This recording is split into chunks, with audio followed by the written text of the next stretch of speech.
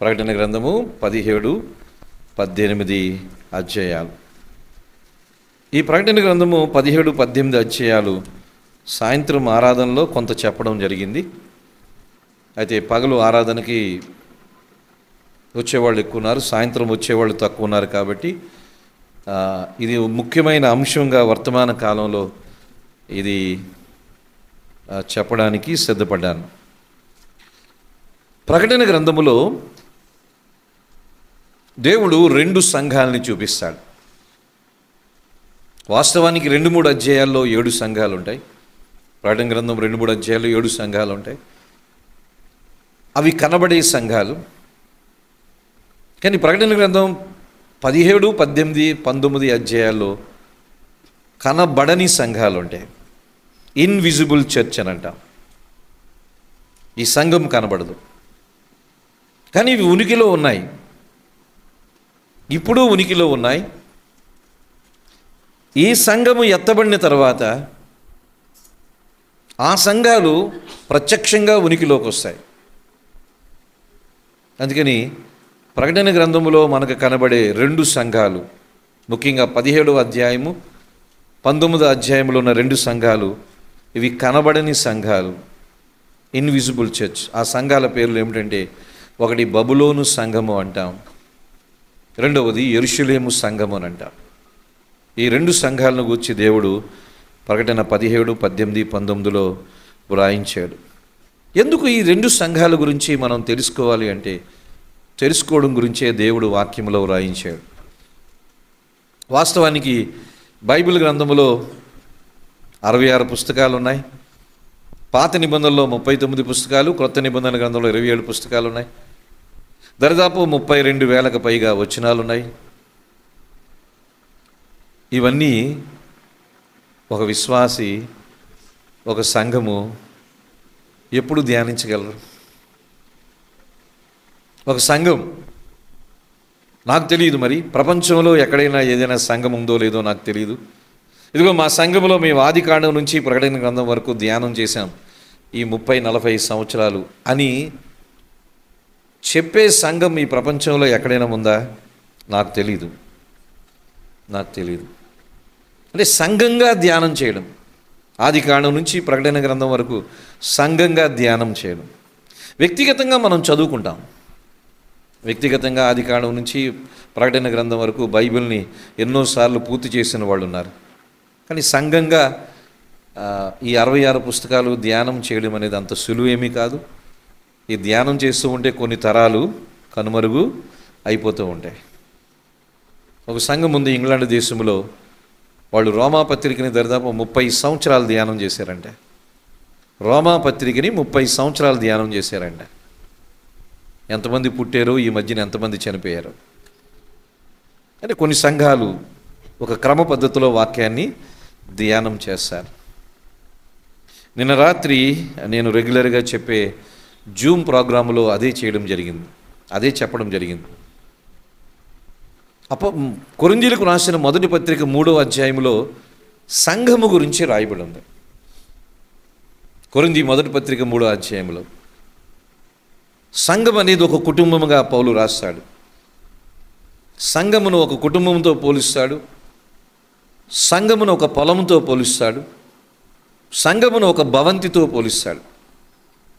ఆ మొదటి 23 వచనాలు ఉంటాయి అక్కడ. మీరు చూస్తే కొరింథీయులకు రాసిన మొదటి పత్రిక 3వ అధ్యాయంలో 23 వచనాల్లో సంఘమును 3 రకాల పోలికలతో దేవుడు చూపిస్తాడు.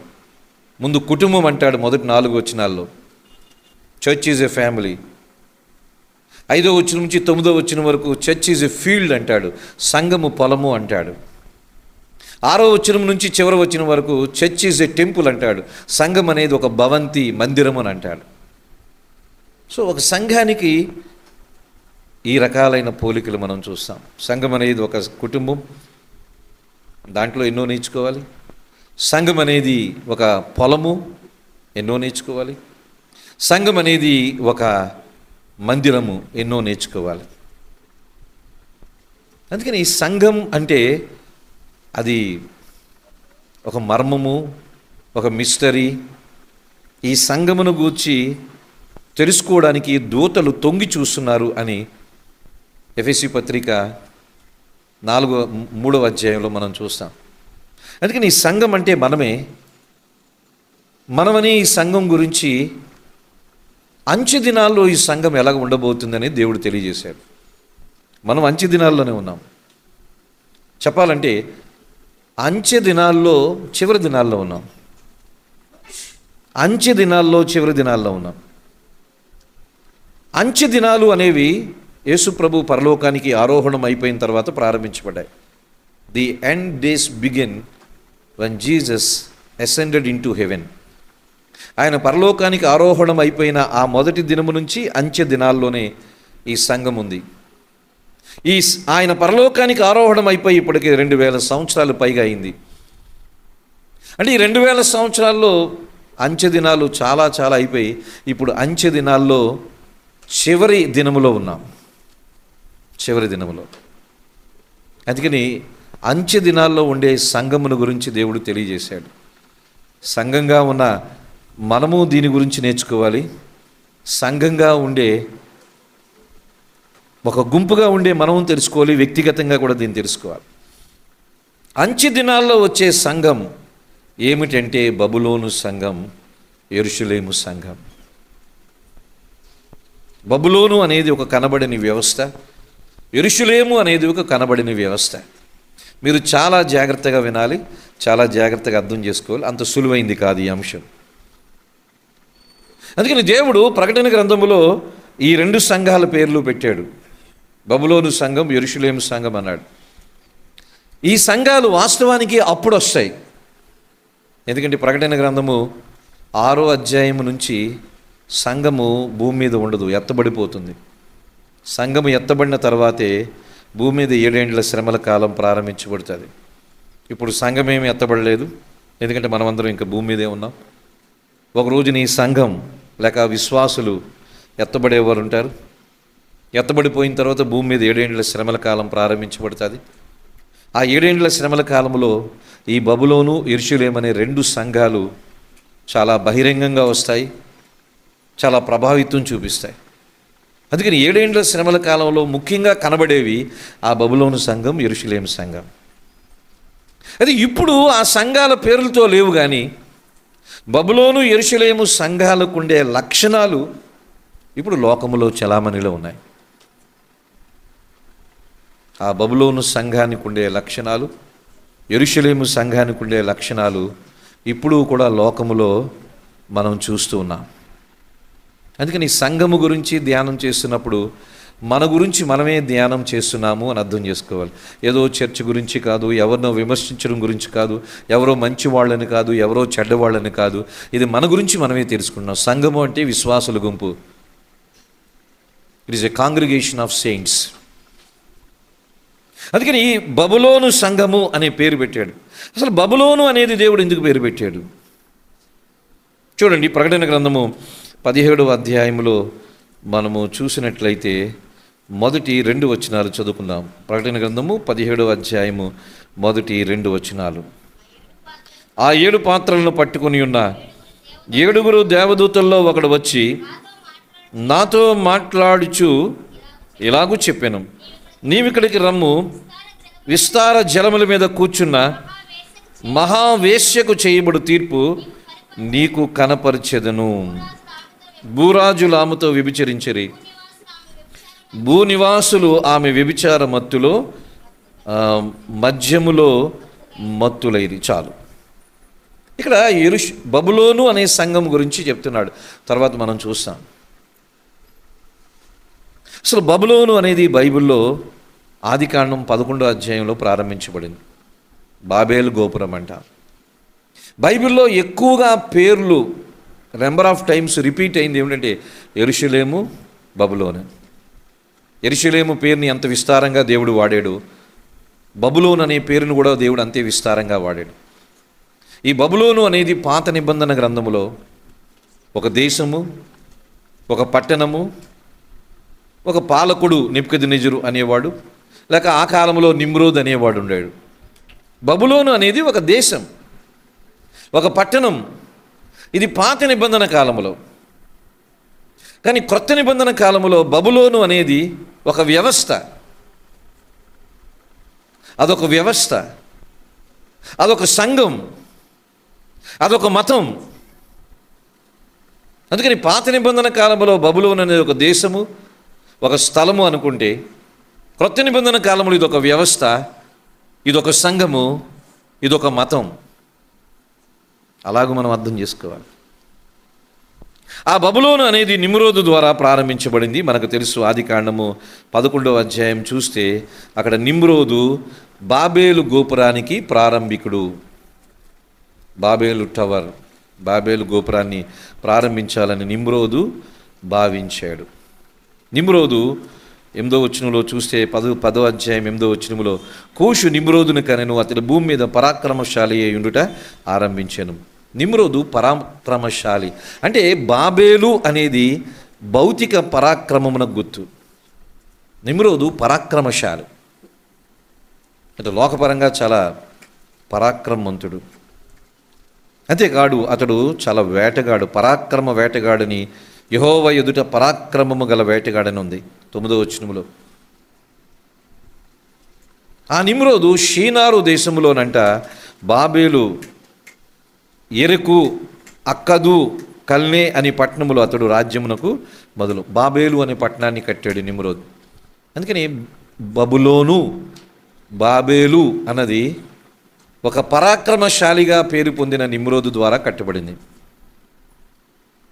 దానికి మరొక పేరు షీనారు అని కూడా అంటాం. షీనారు ఒక పరాక్రమశాలి. ఎవరంటే నిమ్రోదు. అతడు మనిషి, దేవుడు కాదు. ఈ బాబేలుని ఎందుకు కట్టాడంటే తన గొప్పతనాన్ని ప్రపంచానికి చాటడానికి కట్టాడు. అది 11వ అధ్యాయంలో మనం చూస్తాం. బాబేలు గోపురం కట్టడానికి అక్కడ ఆ ప్రపంచంలో ఉన్న వారందరినీ సమకూర్చాడంటే నిమ్రోదు. సమకూర్చి అంటున్నాడు కదా 4వ వచనంలో 11వ అధ్యాయంలో, లేక 11వ అధ్యాయం 3వ వచనంలో చూస్తే, మనము ఇటుకలను చేసి బాబేలు గోపురం కట్టడానికి వాళ్ళందరూ అక్కడ సమకూర్చబడ్డారు. వారు అంటున్నారు, మనము ఇటుకలను చేద్దాము. అంతేకాదు 4వ వచనంలో, మరియు వారు మనము భూమి అందంతటా చెదిరిపోకుండా మనము ఒక పట్టణమును, ఆకాశమునకు శిఖరము గల ఒక గోపురము కట్టుకుందాం. మనము ఇటుకలు చేద్దాం, మనము ఒక పట్టణమును కట్టుకుందాం. 4వ వచనం చివరిలో, మనము పేరు సంపాదించుకుందాం. బాబేలు గోపురము దగ్గర మనము అనేది ప్రారంభించబడింది. మనము ఇటుకలు తయారు చేద్దాం, మనము ఆకాశమునకు అంటుకుని పట్టణాన్ని కడదాం, ఒక గోపురాన్ని కడదాం, మనం పేరు తెచ్చుకుందాం. ఎక్కడైతే నేను అని వచ్చిందో అది బాబేలు. ఒక సేవకుడు నేను అంటే యు ఆర్ ఏ బాబేల్, నువ్వు ఒక బబులోనివి. ఎవరైనా సంఘాన్ని మేము అని అంటే మీ సంఘం ఒక బబులోని సంఘం. మనము అనే మాట ఇప్పుడు రాకూడదు, నేను అనేది రాకూడదు. దానియేలు గ్రంథం 4వ అధ్యాయంలో చూసాం, నేను నా బబులోను పట్నము, నా బబులోను రాజప్రసాదము, నేను అన్నాడు నెబుకద్నెజరు. అందుకని బబులోను అనేది ఒక పరాక్రమశాలి ద్వారా ప్రారంభించబడింది. అతడు ఒక నిమ్రోదుగా పేరు పొందాడు. అతడు యెహోవా ఎదుట గొప్ప వేటగాడుగా ఉన్నాడు.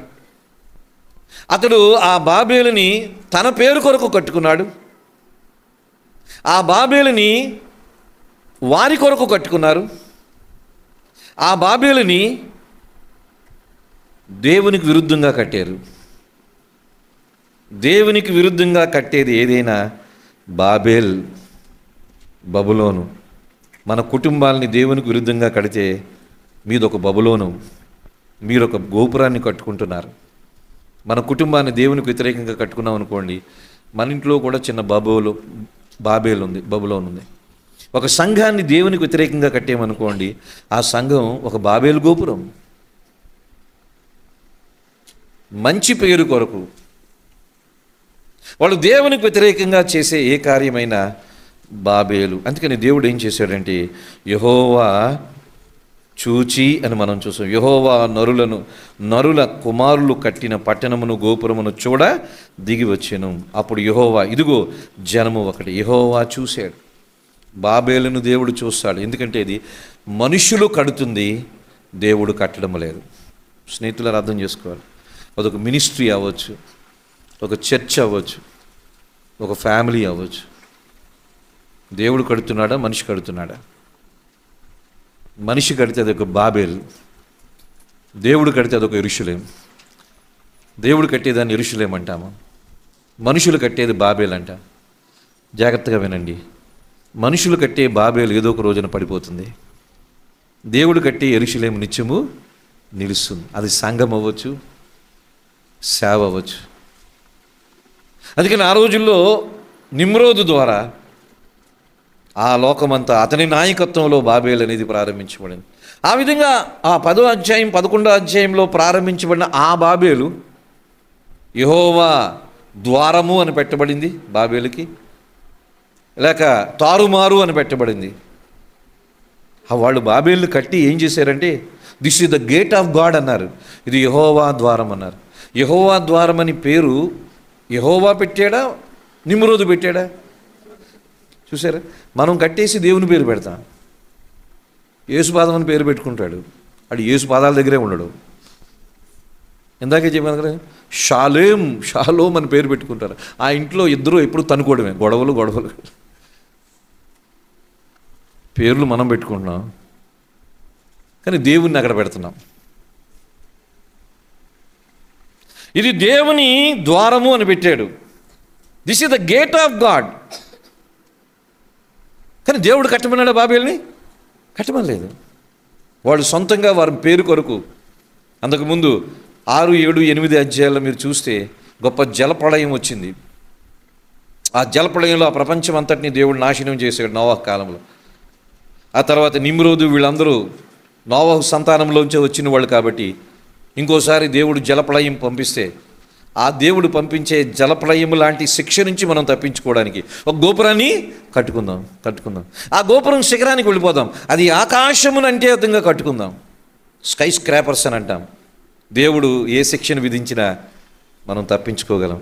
అంటే బాబేలు గోపురాన్ని దేవుని శిక్ష నుంచి తప్పించుకోవడానికి నిమ్రోదు వేసిన ప్రణాళికలో భాగం. ఆ లోకంలో వారు దేవుని నుంచి తప్పించుకోవడానికి, దేవుని శిక్ష నుంచి తప్పించుకోవడానికి బాబేలు గోపురాన్ని కట్టుకున్నారు. అందుకని దేవుడు పేరును బట్టి దాన్ని ఏమీ విడిచిపెట్టలేదు. దేవుడు అక్కడ తారుమారు చేశాడు. దేవుని ద్వారంగా పిలవబడే దగ్గర దేవుడు కన్ఫ్యూజన్ అని పేరు పెట్టాడు, తారుమారు చేశాడు. అక్కడ ప్రారంభించబడిన బాబేలు బైబిల్ గ్రంథం అంతా చూస్తాం. ఆదికాండం 10-11లో ఉన్న బాబేలు బబులోను. ఆదికాండం 11వ అధ్యాయం చివరకు వచ్చేటప్పటికి ఆ బబులోనులో నుంచే దేవుడు అబ్రహామును పిలిచాడు. అపోస్తుల కార్యం 7వ అధ్యాయం చూడండి. అపోస్తుల కార్యం 7వ అధ్యాయంలో అబ్రహాముని దేవుడు ఎక్కడి నుంచి పిలిచాడో మనం చూస్తాం. స్టెఫను చేసిన ప్రసంగంలో మనం చూస్తాం. అపోస్తుల కార్యములు 7వ అధ్యాయము 2వ వచనాన్ని చదువుదాం. అందుకు స్టెఫను చెప్పినదేమనగా, సహోదరులారా, తండ్రులారా వినుడి.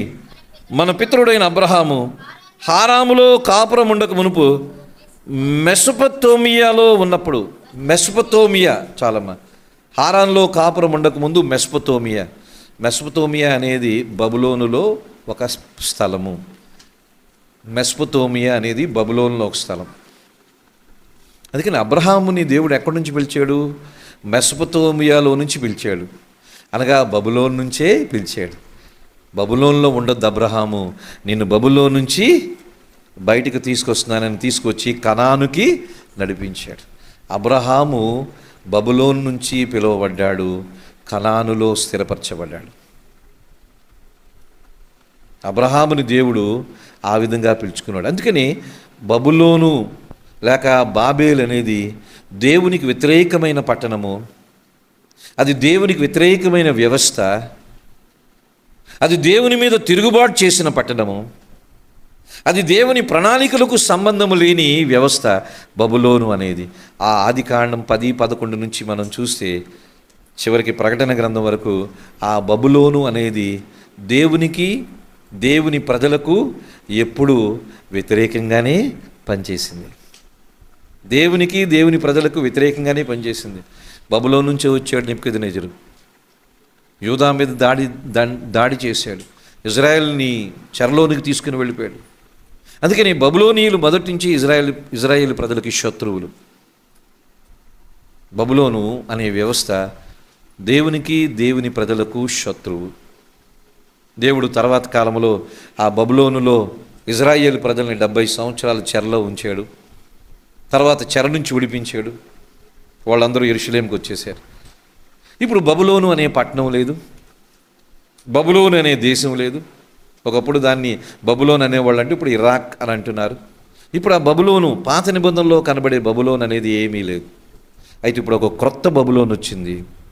ఇదే బబులోను అనే సంఘము. అందుకని పాత నిబంధనలో ప్రారంభించబడిన ఆ బబులోను, ఆ బాబేలు ఇప్పుడు ఉనికిలో లేదు. కానీ బబులోను అనే సంఘము వ్యవస్థ ఇప్పుడు ఉనికిలో ఉంది. ఇది ప్రపంచమంతా ఉనికిలో ఉంది. మన తాడేపల్లిగూడెంలో ఈ బబులోను వ్యవస్థ ఉంది. మనలో కూడా బబులోనులో ఉన్నవాళ్ళు ఉండొచ్చు, ఉండకపోవచ్చు, నాకు తెలియదు. ఈరోజున ఈ బబులోను పనిచేస్తుంది. ఏంటి ఈ బబులోను అని మనం చూస్తే ఒక 3-4 మాటలు మాత్రమే ఈరోజు నేను మీకు తెలియజేస్తాను. దేవుడు బబులోను గురించి ఏమంటున్నాడంటే, మొదటి వచనములో 3వ లైన్ చదువుతున్నాను. నీవిక్కడికి రమ్ము, విస్తార జలముల మీద కూర్చున్న మహావేశ్యకు చేయబడు తీర్పు నీకు కనుపరిచెదను. భూరాజులు ఆమెతో వ్యభిచరించరి, భూనివాసులు ఆమె వ్యభిచార మధ్యములో మత్తులు ఐరి. బబులోను గురించి, బబులోను వ్యవస్థ గురించి చెప్తూ దేవుడు ఏమంటున్నాడంటే, అది ఒక మహావేశ్య అని అంటున్నాడు. బబులోన్ని దేవుడు స్త్రీతో పోల్చాడు. అలాగే సంఘమును కూడా దేవుడు స్త్రీతోనే పోల్చాడు. క్రొత్త నిబంధన గ్రంథంలో బబులోను అనేది ఒక స్త్రీతో, ఒక సంఘముతో పోల్చబడింది. కాబట్టి ఈ స్త్రీని దేవుడు అంటున్నాడు, ఇది మహావేశ్య అని అంటున్నాడు. బబులోను అనేది మహావేశ్య. సరే, భౌతికంగా వేశ్య అంటే మనకు తెలుసు, అక్రమ సంబంధం పెట్టుకున్న ఆ పురుషులు కానీ స్త్రీలు కానీ ఆ పదంతో మనం పిలుస్తాం. అయితే దేవుడు ఒక సంఘమును మహావేశ్యతో దేవుడు ఎందుకు పోలుస్తున్నాడు? బబులోను సంఘమును దేవుడు మహావేశ్య అంటున్నాడు. ఎందుకంటే అక్కడే మనం చూస్తాం, భూరాజులు ఆమెతో వ్యభిచరించరి, భూనివాసులు ఆమె వ్యభిచార మధ్యములో మత్తులేరు. సంఘము, బబులోను అనే సంఘము లోకముతో కలిసిపోతే, బబులోను అనే సంఘము లేక ఒక సంఘము లోకముతో కలిసిపోతే,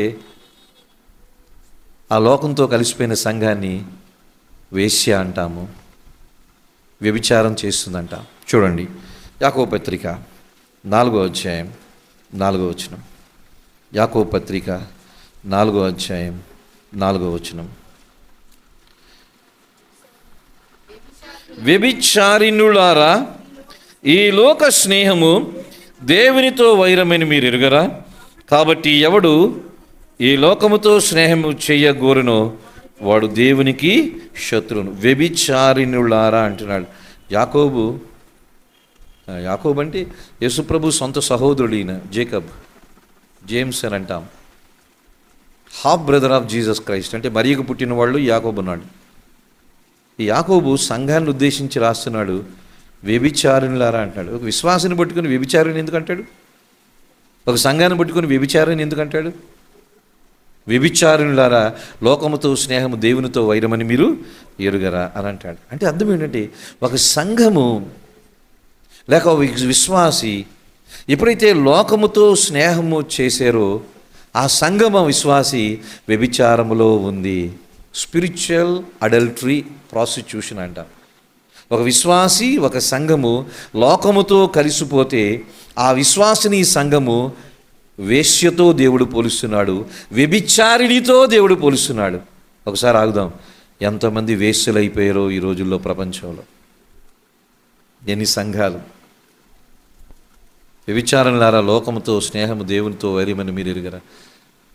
అందుకని లోకముతో కలిసిపోయి, లోక వ్యవస్థతో కలిపోయి, లోక పద్ధతులతో కలిసిపోయి ఉండే ఒక విశ్వాసి, ఒక సంఘాన్ని దేవుడు వేశ్యతో పోలుస్తున్నాడు, వ్యభిచారితో పోలుస్తున్నాడు. ఈ మాటలు చాలా కఠినమైనవే, కానీ ప్రభువే చెప్పాడు. ప్రకటన గ్రంథం అంతా రాయించింది ఎవరు? యేసు ప్రభువే. రాసిందైతే యోహాను, కానీ వ్రాయించింది ఎవరు? యేసు ప్రభువే. మహావేశ్య అన్నాడు, మామూలు వేశ్య కాదు, మహావేశ్య. భూరాజులు ఆమెతో వ్యభిచరించిరి, భూనివాసులు ఆమె వ్యభిచార మధ్యములో మత్తులైరి. అందుకని ఎప్పుడైతే ఒక సంఘం లోకములో కలిసిపోయిందో, ఆ సంఘము పేరు వ్యభిచారి అని పెట్టాడు, ఆ సంఘము పేరు మహావేశ్య అని పెట్టాడు. I don't know how many churches have to change their names. How many churches have to change their names? అంతేకాదు, ఆ సంఘము లోకముతో కలిసిపోయింది, వ్యభిచారి, వేశ్య అని పెట్టాడు. మరొక మాట చెప్తున్నాడు, ఆ సంఘము మత్తులో భూ నివాసులు ఉన్నారంటే. ఆ సంఘం మత్తులో భూ నివాసులు ఉన్నారు. స్నేహితులను అర్థం చేసుకోండి, ఒక సంఘము లోకములో కలిసిపోయి వేశ్యగా, వ్యభిచారిగా మారడం ఒక ఎత్తు అయితే, ఆ సంఘము తన మత్తులో ప్రజలని తీసుకోవడం మరొక ఎత్తు. ఆ సంఘం మత్తులో చాలామంది ఉంటారు. ఆ సంఘం మత్తులో చాలామంది ఉంటారు. ఆ సంఘం లోకంలో కలిసిపోయింది. అక్కడంతా లోక పద్ధతులు, లోక ఆచారాలు, లోక సాంప్రదాయములు. లోకము లోకము లోకం ఉంటుంది. దేవుడు దానికి ఈ పేర్లు పెట్టాడు. కానీ చాలామంది ఆ సంఘపు మత్తులోనే ఉన్నారంట. ఆ సంఘపు మత్తులు. అందుకని దాన్ని మహావేశ్య అన్నాడు. ఎందుకంటే అక్కడికి వెళ్ళే వాళ్ళందరూ చిన్న చిన్న వేశ్యలు అని అర్థం చేసుకోవాలి. నేనేదో చెప్తున్న మాటలు కాదు, బైబిల్ ప్రకారమే చెప్తున్నాను. ఆ సంఘము లోకముతో కలిసిపోయింది. ఆ సంఘానికి భూనివాసులందరూ వెళ్తున్నారు. ఆ సంఘపు మత్తులో ఉన్నారు. వ్యభిచారపు మధ్యములో మత్తులేరు అన్నాడు. సో క్రిస్టియానిటీ సంఘము ఇలా అయిపోయింది. ఇది అంచె దినముల్లో మనం చూసే సంఘము స్నేహితులారా. ఒక సంఘముగా కానీ, ఒక విశ్వాసిగా కానీ. అందుకని లోకములో కలిసిపోకూడదు. సాధు సుందర్ సింగ్ గొప్ప మాట అన్నారంట. సాధు సుందర్ సింగ్ గారు, లోకమనే సముద్రములో విశ్వాసి అనే ఓడ ప్రయాణం చేస్తుంది. లోకమనే సముద్రములో విశ్వాసి అనే ఓడ ప్రయాణం చేస్తుంది. ఈ విశ్వాసి అనే ఓడకి రంధ్రములు ఉండకూడదు, చిల్లులు ఉండకూడదు. ఉంటే లోకమనే నీరు ఓడలోకి ప్రవేశిస్తుంది. లోకమనే సముద్రములో విశ్వాసి అనే ఓడ ప్రయాణం చేస్తుంది. ఈ విశ్వాసి అనే ఓడకి రంధ్రాలు, చిల్లులు ఉండకూడదు. చిల్లులు ఉంటే లోకమనే నీరు ఈ విశ్వాసి అనే ఓడలోనికి ప్రవేశిస్తుంది. చిల్లులు తక్కువగా ఉంటే ఆలస్యంగా ములుగుతుంది. చిల్లులు ఎక్కువగా అంటే వెంటనే ములుగుతుంది. మునిగిపోవడం ఖాయం, లేటుగానైనా త్వరగానైనా. ఎందుకంటే విశ్వాసి అనే ఓడ లోకమనే సముద్రములో ఉంది. విశ్వాసి చుట్టూ లోకం ఉంది, కానీ ఓడలోనికి నీళ్లు రాకూడదు. ఓడ చుట్టూ నీళ్లు ఉంటాయి. చూడండి, మనం లోకంలోనే ఉన్నాం. యోహాను సువార్త 17:17 అంటాడు, నేను మిమ్మల్ని లోకములోనికి పంపించున్నాను. తండ్రి నన్ను లోకములోనికి పంపించినట్టుగా నేను మిమ్మల్ని లోకములోనికి పంపించుచున్నాను అంటున్నాడు. కానీ లోకమునకు మీరు వేరేంటి, ప్రత్యేకంగా ఉండమని. మనం లోకంలోనే జీవిస్తాం, కానీ లోకం మనలోకి రాకుండా చూసుకోవాలి. ఈ ఓడ లోకములోనే ఉంటుంది, అయితే ఓడ చుట్టూ నీళ్లు ఉన్నాయి. ఆ నీళ్లు ఓడలోనికి ప్రవేశించకుండా చూసుకోవాలి. విశ్వాసి అనే ఓడ లోకమనే సముద్రంలో ప్రయాణం చేస్తుంది. ఆ ఓడకి చిల్లులు, రంధ్రాలు ఉంటే లోకమనే నీరు ఓడలో ప్రవేశిస్తుంది. ఆలస్యంగానైనా త్వరగానైనా ఆ ఓడ మునిగిపోవడం ఖాయం. అందుకని బబులోను అనే ఒక సంఘము అది లోకములో ఎప్పుడైతే కలిసిందో స్నేహితులారా, దాన్ని దేవుడు మహావేశ్య అన్నాడు, వ్యభిచారి అన్నాడు. ఆ సంఘానికి వెళ్ళేవారు, ఆ సంఘాన్ని ప్రేమించేవారు, ఆ వ్యవస్థని ప్రేమించేవారు అందరిని ఏమంటున్నాడంటే దాని మద్యపు మత్తులో ఉన్నారు అంటారు. దాని మద్యపు మత్తులో ఉన్నారు. వాళ్ళు కూడా చిన్న చిన్న వేశ్యలతో దేవుడు పోలుస్తున్నాడు. ఇది బబులోను సంఘము. అందుకని బబులోను సంఘం అంటే ఎక్కడో లేదు, లోకము. ఒక భక్తుడు ఈ విధంగా అన్నాడంటే, సంఘం ఎక్కడుంది అంటే లోకములో ఉంది అన్నాడంటే. మరి లోకం ఎక్కడుంది అంటే సంఘములో ఉంది అన్నాడంటే. సంఘమే, where is the church? The church is in the world. Where is the world? The world is in the church. సంఘం ఎక్కడుంది? లోకములో ఉంది. మరి లోకం ఎక్కడుంది? సంఘంలో ఉంది. ఎక్కడికి పోవాల్సిన పని లేదు, అన్నీ ఇక్కడే ఉన్నాయి, అన్నీ ఇక్కడే ఉన్నాయి.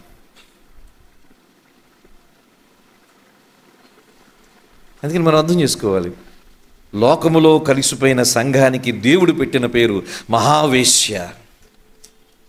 మహావేశ్య. ఆ పేరు మనకి ఇష్టం ఉండదు, కానీ దేవుడు పెట్టాడు. ఇష్టం లేకపోయినా అంగీకరించక తప్పదు. ఇది మహావేశ్య. దాని బబులోను మహావేశ్య అన్నాడు. దాంట్లోకి వెళ్ళేవారందరూ దాని వ్యభిచార మధ్యములో మత్తులైపోయారు. అందుకని బబులోను సంఘానికి ఉంటే మొదటి లక్షణం ఏంటంటే లోకములో కలిసిపోయిన సంఘం. స్నేహితులారా, ఇది చాలా ముఖ్యమైనది. ఒక విశ్వాసిగా, ఒక సంఘంగా మనం బబులోను వ్యవస్థలో చిక్కుకోకూడదు. ఆ రోజు అబ్రహామును దేవుడు బబులోను నుంచి బయటికి పిలిచాడు. ఈ రోజున దేవుడు మనల్ని కూడా బబులోను నుంచి బయటికి పిలుస్తున్నాడు. ఇజ్రాయేల్ ప్రజలు తప్పు చేశారు. దినవృత్తాంతాలు 2వ గ్రంథం 36వ అధ్యాయం చూస్తే ఇజ్రాయేల్ ప్రజలు 7 రకాలైన పాపాలు చేశారు. ఆ అధ్యాయం మీరు తర్వాత చదివితే మీకు అర్థమవుతుంది. ఇజ్రాయేల్ ప్రజలు చేసిన పాపములను బట్టి దేవుడు ఇజ్రాయేల్ ప్రజలను ఏం చేశాడు? బబులోను చెరలోనికి నడిపించాడు. ఏ బబులోను నుంచి అయితే అబ్రహామును పిలిచాడో ఆ బబులోనికే అబ్రహాము సంతానాన్ని పంపించాడు. దాని అర్థం ఏంటో చెప్పండారా? చాలా జాగ్రత్తగా ఈ మాట వినండి. ఏ లోకములో నుంచి దేవుడు మనల్ని బయటికి పిలిచాడో, బయట ఉండకపోతే తిరిగి ఆ లోకంలోనే పంపిస్తాడు. అక్కడే ఉండరా అంటాడు, అక్కడే ఉండరా అంటాడు. చాలా ప్రమాదం. అబ్రహాముని బబులోను మెస్పతోమియా నుంచి పిలిచాడు, కనానులో పెట్టాడు. అబ్రహాము ద్వారా ఇస్సాకు, యాకోబు, ఇజ్రాయేల్ సంతానం 12 గోత్రాలు వచ్చింది. బబులోను అనే లోకము నుంచి కనాను అనే సమృద్ధిలోనికి అబ్రహాము సంతానాన్ని తీసుకుని వస్తే ఈ అబ్రహాము సంతానము విగ్రహారాధికులై అన్య దేవతలను పూజించి యెహోవా ప్రవక్తలను హింసించి దేవునికి వ్యతిరేకంగా తిరుగుబాటు చేశారు. దేవుడు ఏం చేశాడు? అలాగుందా మీ పని? నేను ఎక్కడి నుంచి అయితే మిమ్మల్ని బయటకు తీసుకొచ్చాను తిరిగి అక్కడికే తీసుకుని వెళ్తానని 70 సంవత్సరాలు తిరిగి బబులోనే పెట్టాడు. ఒక విశ్వాసి, ఒక సంఘము దేవునిలోనికి, లోకములో నుంచి దేవునిలోకి వచ్చిన తర్వాత దేవుల్లో ఉండకపోతే లోకంలో పూర్తిగా కలిసిపోతుంది. అక్కడే ఉండని అంటాడు దేవుడు. నువ్వు నా దగ్గరికి రావాల్సిన పని లేదు, ఇక అది లోకంలోనే ఉండిపోద్ది. అందుకని బబులోను నుంచి తర్వాత యెరూషలేముకు వచ్చారు ఇజ్రాయేల్ ప్రజలు. ఎజ్రా గ్రంథాన్ని మీరు చూస్తే బబులోను నుంచి యెరూషలేముకు వచ్చిన వాళ్ళు 1,00,000 మంది కూడా లేరు. మరి ఏమైపోయారు? 20 లక్షల మంది, 30 లక్షల మంది యూదులందరూ ఏమైపోయారు? ఇన్ని లక్షల మంది బబులోన్లోనే ఉండిపోయారు. కానీ బబులోను నుంచి యెరూషలేము రావడానికి 1,50,000 మాత్రమే ఇష్టపడ్డారు. అంటే చాలామంది బబులోనే ఇష్టపడుతున్నారు. ఆ రోజైనా ఈ రోజైనా ఎజ్రా లాంటి వాళ్ళు, జెరుబ్బబేల్ లాంటి వాళ్ళు, యేషువా లాంటి వాళ్ళు, నెహెమ్యా లాంటి వాళ్ళు, యెహెజ్కేల్ లాంటి వాళ్ళు, దానియేల్ లాంటి వాళ్ళు, హగ్గై, జకరియా, మలాకీ లాంటి వాళ్ళు వద్దురా బాబు ఈ బబులోను, యెరూషలేముకి వచ్చేద్దామని యెరూషలేముకి వచ్చి. కానీ ఈ రోజున సంఘము బబులోనులోనే చిక్కుకుంది. ఎందుకంటే బబులోను లోకము వ్యవస్థలో చిక్కుకుంది. ఈ బబులోను అనే సంఘపు వ్యవస్థలో మనం చిక్కుకోకూడదు. ఎందుకంటే ఇది మహావేశ్య అని దేవుడు అన్నాడు. దాంట్లోకి వెళ్ళిపోతే మత్తులం అయిపోతాం. ఈ బబులోను అనే వ్యవస్థలోకి వెళ్ళిపోతే మత్తు ఏం చేస్తుందో చెప్పమంటారా? బయటికి రానివ్వదు. మత్తులో ఉన్నవాడు అదే స్వర్గం అనుకుంటాడు. ఒక త్రాగుబోతు మత్తులో ఉంటాడు, ఆ కుళికాలో పక్కన పడినాడు ఏదో పరుపు మీద ఉన్నట్టే ఫీలింగ్ ఉంటుంది. మత్తులో ఉన్న వ్యక్తికి అదొక స్వర్గంలా కనబడుతుంది. బబులోను వ్యవస్థలో చిక్కుకున్న మత్తులో ఉండిపోయిన వాళ్ళకి ఇక అక్కడే ఉంటారు, బయటికి రారు. ఇది చాలా ప్రమాదకరమే. దేవుడు బబులోనుకి తీర్పు తీర్చబోతున్నాడు. చూడండి ప్రకటన గ్రంథం ముందు చూడండి.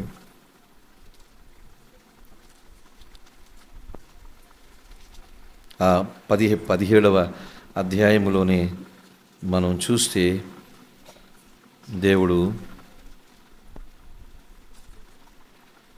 18వ అధ్యాయంలో మనం చూస్తాం 10వ వచనములో 10వ వచనంలో చాలా ఉన్నాయి. 10వ వచనంలో చివరి 2 లైన్స్ ఏడ్చుచు, అయ్యో అయ్యో బబులోను మహాపట్నమా, బలమైన పట్టణమా, ఒక్క గడియలోనే నీకు తీర్పు వచ్చెను. దేవుడు బబులోనికి తీర్పు తీర్చబోతున్నాడు. ఆ మహాబహులోనికి దేవుడు తీర్పు తీర్చాడు. నెబుకద్నెజరు అడ్రస్ లేదు, ఈరోజు బబులోను మహాపట్నం లేదు. ఈ బబులోను అనే వ్యవస్థ, సంఘము కూడా దేవుడు ఒక రోజున తీర్పు తీరుస్తాడు. లోకములో కలిసిపోయిన సంఘానికి, లోకములో కలిసిపోయిన విశ్వాసికి దేవుడు తీర్పు తీరుస్తాడు. ఓ బబులోను, ఓ బబులోను, ఏమైపోయావు? తీర్పు తీర్చబడ్డాడు. దేవుడు బబులోను వ్యవస్థకు తీర్పు తీరుస్తాడు. కొంచెం ఆలస్యమైన తీర్పు తీరుస్తాడు. అందుకని బబులోను వ్యవస్థ, సంఘం అన్నది మహావేశ్యతో దేవుడు పోల్చాడు. దాంట్లో వెళ్ళిపోతే మత్తులం అయిపోతాం. 3వ చూడండి, 3వ వచనములో, ప్రకటన గ్రంథం 17వ అధ్యాయం 3వ వచనము. అప్పుడు అతడు ఆత్మవశుడై నన్ను అరణ్యమునకు కొనిపోగా దేవదూషణ నామములతో నిండుకొని 7 తలలను 10 కొమ్ములు గల ఎర్రని మృగం మీద కూర్చుండిన ఒక స్త్రీని చూచితిని. ఈ బబులోను స్త్రీ ఎక్కడ కూర్చుందంటే ఎర్రని మృగము మీద కూర్చుండిన ఒక స్త్రీ. ఒక మృగం మీద కూర్చుంది ఈ బబులోను స్త్రీ. సరే, బబులోను వ్యవస్థ, సంఘం అంటే అది వేశ్యతో దేవుడు పోల్చాడు. అక్కడ ఉన్న వాళ్ళందరూ ఒక మత్తులో ఉంటారని చెప్పాను. అది బబులోను ఎక్కడ కూర్చుందంటే ఒక ఎర్రని మృగం మీద కూర్చుని, 7 తలలు 10 కొమ్ములు గల ఎర్రని మృగం మీద కూర్చుండినే ఒక స్త్రీ. ఈ బబులోను స్త్రీ ఒక మృగం మీద కూర్చుంది. ఎవరా మృగము? ప్రకటన గ్రంథం 13వ అధ్యాయం 1వ వచనం. ఎవరా మృగం అంటే ప్రకటన గ్రంథం 13వ అధ్యాయం 1వ వచనం. మరియు 10 కొమ్ములను 7 తలలు గల ఒక క్రూర మృగము. ఆ మృగం ఏమిటంటే క్రీస్తు విరోధి. క్రీస్తు విరోధి, క్రీస్తు విరోధి. ఈ బబులోను అనే స్త్రీ ఒక ఎర్రని క్రూర మృగం మీద కూర్చుంది. అనగా క్రీస్తు విరోధి చేత నడిపించబడేది ఈ బబులోను వ్యవస్థ. చాలా జాగ్రత్తగా వినండి. బబులోను సంఘాలు ఎవరు నడిపిస్తున్నారు? క్రీస్తు విరోధి. క్రీస్తు కాదు, క్రీస్తు విరోధి. బబులోను సంఘములో అంతా లోకమే ఉంటుంది. అక్కడ మనిషికే విలువ ఉంటుంది. అందుకని దేవుడు మహావేశ్య అన్నాడు. అక్కడికి వెళ్ళిన వాళ్ళందరూ మత్తులో ఉంటారు. ఎందుకంటే ఈ బబులోను స్త్రీని నడిపిస్తుంది ఎవరంటే ఒక క్రూర మృగము. ఎవరా క్రూర మృగం అంటే యాంటై క్రైస్ట్, క్రీస్తు విరోధి. క్రీస్తు విరోధి ఎవరు? క్రీస్తు విరోధి అంటే అర్థం ఏమిటి? 2 అర్థాలు చెప్పాను. క్రీస్తు విరోధి అంటే 2 అర్థాలు ఉన్నాయి.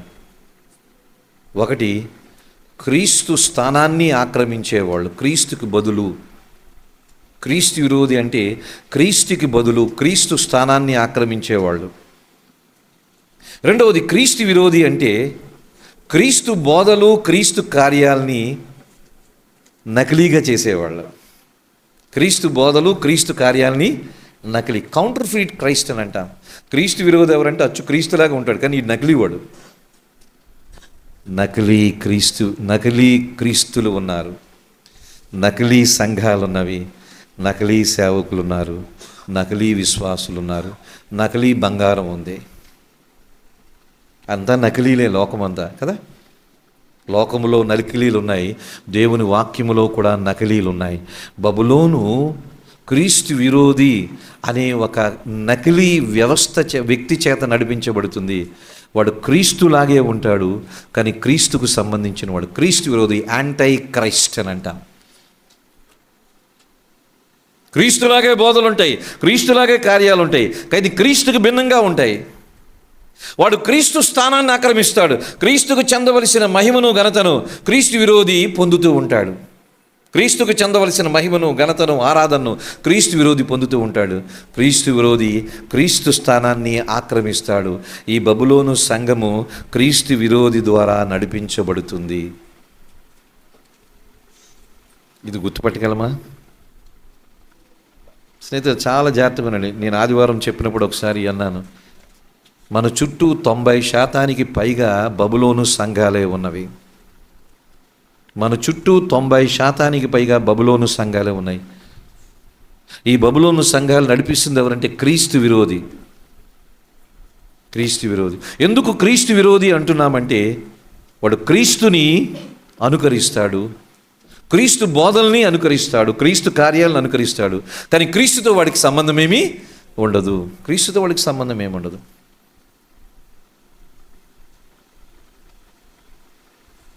అందుకని క్రీస్తు విరోధితో బబులోను కలిసిపోతుంది.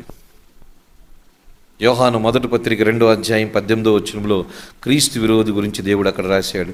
యోహాను మొదటి పత్రిక 2వ అధ్యాయం 18వ వచనంలో చూడండి, క్రీస్తు విరోధి గురించి రాయబడి, చిన్నపిల్లలారా ఇది కడవరి గడియ, క్రీస్తు విరోధి వచ్చినని వింటిరి కదా, ఇప్పుడును అనేకులైన క్రీస్తు విరోధులు బయలుదేరి ఉన్నారు. ఇది ఎప్పుడు రాశారు? యోహాను మొదటి పత్రిక రాసి ఇప్పటికి 2000 సంవత్సరాలైంది. 2000 సంవత్సరాల క్రితమే యోహాను ద్వారా దేవుడు రాయిస్తూ, ఓ చిన్నపిల్లలారా, ఓ ఎఫెసీ సంఘానికి రాస్తున్నాడు, ఓ ఎఫెసీ సంఘంలో విశ్వాసులారా ఇది కడవరి గడియ, క్రీస్తు విరోధి వచ్చినని వింటిరి కదా, చెప్పాం కదా. ఇప్పటికీ అనేకులైన క్రీస్తు విరోధులు వచ్చారని ఎప్పుడు చెప్తున్నాడు? 2000 సంవత్సరాల క్రితం చెప్తున్నాడు. అంటే 2000 సంవత్సరాల క్రితమే క్రీస్తు విరోధులు అనేకులు ఉన్నారు. ఇప్పుడు వారి సంఖ్య పెరిగిందంటారా తగ్గిందంటారా? విపరీతం. 100లో 90% వాళ్ళే, 10% మంచోళ్ళు ఉండొచ్చు. క్రీస్తు విరోధులు బయలు. ఎక్కడి నుంచి వస్తాడు ఈ క్రీస్తు విరోధి? చూడండి ఎక్కడి నుంచి వస్తాడు. 19వ వచనంలో, వారు మనలో నుండి బయలు వెళ్ళరు కానీ వారు మన సంబంధులే. క్రీస్తు విరోధి హైందువుల్లో నుంచి రాడు, క్రీస్తు విరోధి ముస్లింలో నుంచి రాడు, క్రీస్తు విరోధి బౌద్ధ మతంలో నుంచి రాడు, క్రీస్తు విరోధి ఇంకో మతంలో నుంచి రాడు, క్రీస్తు విరోధి క్రైస్తవ్యంలో నుంచి వస్తాడు, చర్చిలో నుంచి వస్తాడు, సేవకుల్లో నుంచి వస్తాడు. క్రీస్తు విరోధి వాడు మనలో నుంచి వచ్చిన వాడే, కానీ వాడు మన సంబంధి కాదు. బరాక్ ఒబామా క్రీస్తు విరోధని కొంతమంది అని, ఈ బుర్ర తలకాయ ఉండదు, ఏదో మాట్లాడడమే. కొంతమంది బైబిల్ చదవరు, ఏం చేయరు, ఏది పడితే అది మాట్లాడమే. బరాక్ ఒబామా క్రీస్తు విరోధి అంట. ఇరాక్ ప్రెసిడెంట్ ఉండేవాడు అప్పట్లో, ఎవరు? సద్దాం హుసేన్ క్రీస్తు విరోధి అన్నారు. తర్వాత భారతదేశంలో కొంతమంది పాలకుల్ని క్రీస్తు విరోధి అన్యమతంలోంచి రాడు, బైబిల్ పట్టుకునే వస్తాడు. ఇది నేను చెప్పింది కాదు, దేవుడే చెప్పింది. వాడు మనలో నుంచే బయలు వెళ్ళిరి, కానీ వారు మన సంబంధులు కారు. క్రీస్తు విరోధి క్రైస్తవ్యములో నుంచే వస్తాడు, బైబిల్ పట్టుకునే వస్తాడు. వాక్యం చెప్తుంది.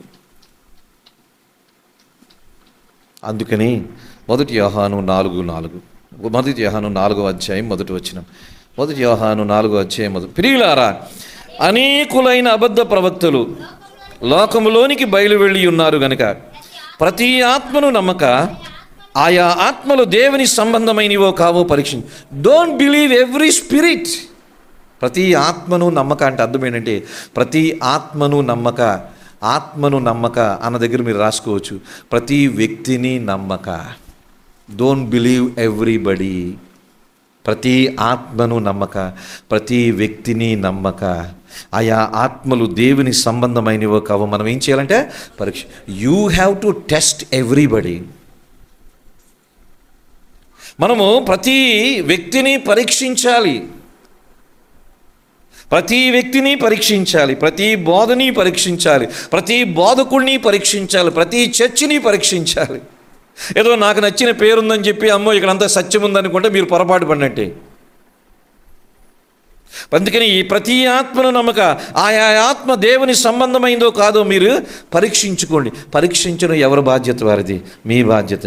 చెప్పడం వరకే నా బాధ్యత, పరీక్షించుకోవడం మీ బాధ్యత. మోసపోతే మోసపోతారు, పరీక్షించుకొని బయటకు వస్తే బయటకు వస్తారు. ఇది ఎవరి బాధ్యత? వారిది. నేనేమీ చేయలేను దానికి, కానీ పరీక్షించుకోమని చెప్పగలను అంతే నేను, ఎందుకంటే వాక్యం చెప్తుంది కాబట్టి. దేవుడు నాకు పరీక్షించుకోమన్నాడు, మిమ్మల్ని మీరు పరీక్షించుకోమన్నాడు. ప్రతి ఆత్మను నమ్మక, ప్రతి బోధని నమ్మక, ప్రతి బోధకుడిని నమ్మక, ప్రతి చర్చిని నమ్మక.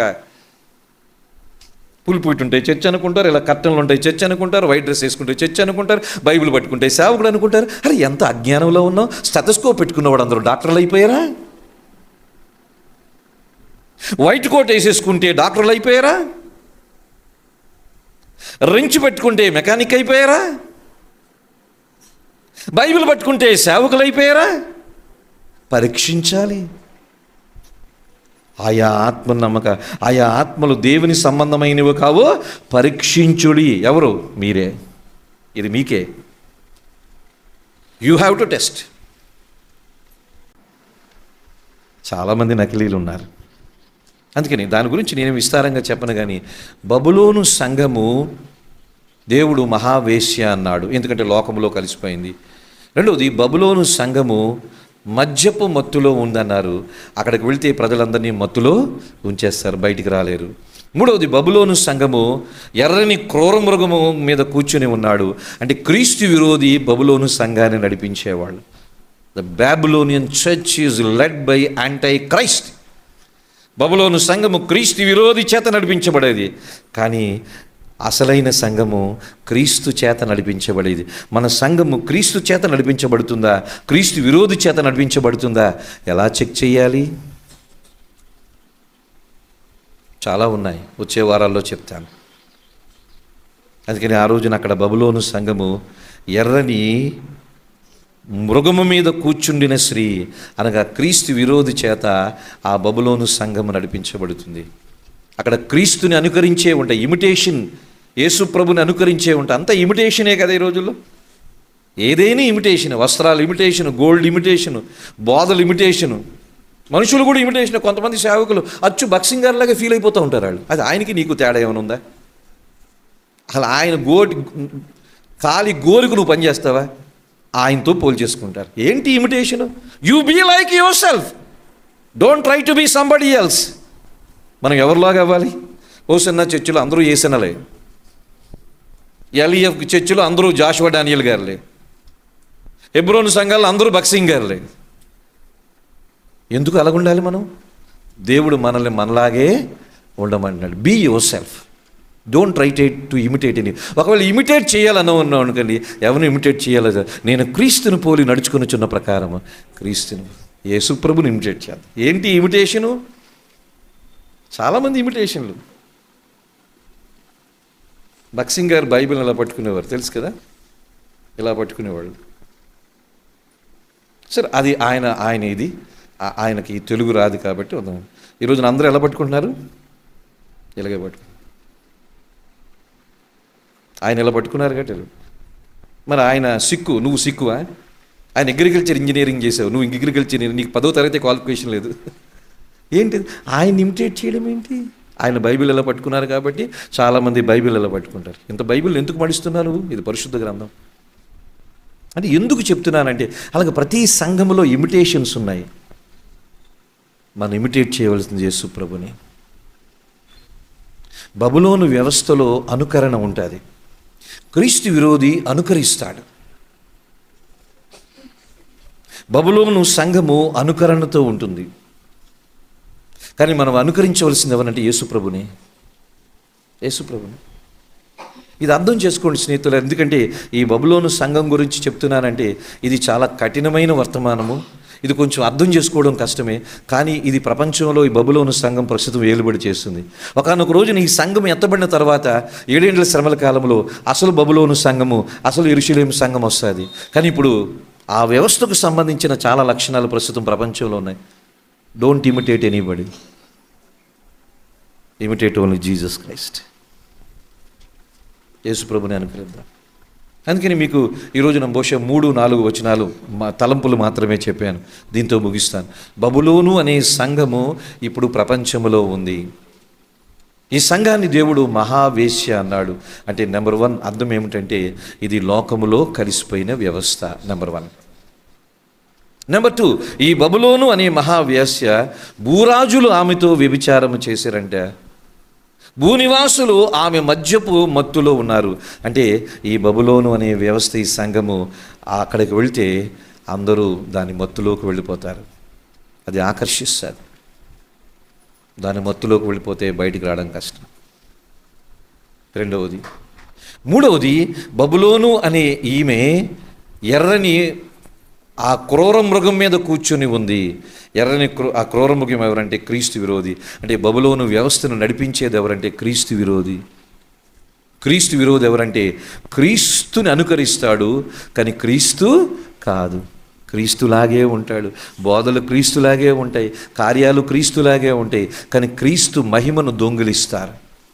క్రీస్తుకు చెందవలసిన ఆరాధనని దొంగిలిస్తారు ఈ క్రీస్తు విరోధి. ఇది 3వ చెప్పాను. అందుకని బబులోను సంఘము క్రీస్తు విరోధి చేత నడిపించబడేది. నాలుగవది, ప్రతి ఆత్మను నమ్మక ఆయా ఆత్మలు దేవుని సంబంధమైనవో కాదో మనం ఏం చేయాలంటే ఎవరికి వాళ్ళని పరీక్షించుకోవాలి. అనేకమైన క్రీస్తు విరోధులు ఇప్పటికే బయలుదేరి ఉన్నారు. వారు మనలో నుంచే వెళ్ళారు. అందుకని క్రీస్తు విరోధి సంఘాల్లో నుంచే వస్తాడు, క్రైస్తవత్వంలో నుంచే వస్తాడు, మిగతా మతాల్లో నుంచి రాడు. మనం చాలా జాగ్రత్తగా ఉండాలి. ఒకవైపు క్రైస్తవ్యములో రక్షణ పొందాం, ఇది చాలా ముఖ్యమైనది. కానీ ఈ రక్షణని అంతం వరకు జాగ్రత్తగా కాపాడుకోవాలి. ఇది అన్నిటికన్నా ముఖ్యమైనది. మేము రక్షించబడ్డాం, చాలా సంతోషం. మరి ఈ రక్షణ విషయంలో సత్యములో ఉన్నామా? ఈ రక్షణని జాగ్రత్తగా కాపాడుకుంటున్నామా? ఈ రక్షణలో మోసపోతున్నామా? మనం ఆలోచించి, ఎందుకంటే మన చుట్టూ నకిలీ ఉంది. ప్రస్తుతం బబులోను అనే వ్యవస్థ నకిలీ ఏలుబడి చేస్తుంది. ఇది మహావేశ్య, ఇది ప్రజలను మత్తులోకి నడిపిస్తుంది. మూడవది, ఇది ఆ క్రీస్తు విరోధి చేత నడిపించబడేది. నాలుగవది, మనం పరీక్షించాలి, జాగ్రత్త పడాలి. వ్యక్తిగతంగా పరీక్షించాలి, సంఘంగా పరీక్షించాలి. దేవుడు అటువంటి కృపను మనకు అనుగ్రహించునుగాక. బల్లో ప్రవేశిద్దాం, బల్లో పాల్గొనబోతున్నాం. అందుకని ఒక్కసారి మనం చెక్ చేసుకుందాం, అందరూ మోకరిద్దాం, ప్రార్థన చేసుకుందాం. మన ఆత్మీయ జీవితంలో పరీక్షించడం అనేది ఏమైనా ఉందా? కిరణ్ బ్రదర్ వస్తారు, బలనిస్తారు, కిరణ్ గారు వస్తారు. మన ఆత్మీయ జీవితంలో పరీక్షించుకోవడం ఏమైనా ఉందా? మనం వినే ప్రతి వర్తమానం పరీక్షించుకోవాలి. నేను చెప్పే వర్తమానం కూడా పరీక్షించండి, తప్పేమీ లేదు. మనం వినే ప్రతి వర్తమానం పరీక్షించాలి. మనం వినే ప్రతి వర్తమానం చెప్పే వర్తమానికుడిని పరీక్షించాలి. ఈ ఆధ్యాత్మిక జీవితంలో పరీక్షించుకుంటూనే మనం జీవిస్తాం. Christian life is a continuous process of testing. ప్రతిదాన్ని పరీక్షించుకుంటూ ఉంటాం. చిక్కుకున్నామా, మత్తులమయ్యామా, బయటపడడం చాలా కష్టం. ఒక రోజున బబులోనికి దేవుడు తీర్పును తీర్చబోతున్నాడు. మనం ఆ తీర్పులోనికి రాకూడదు. స్నేహితులారా, ఆలోచించేద్దాం, అర్థం చేసుకుందాం, బల్లో పాల్గొందాం.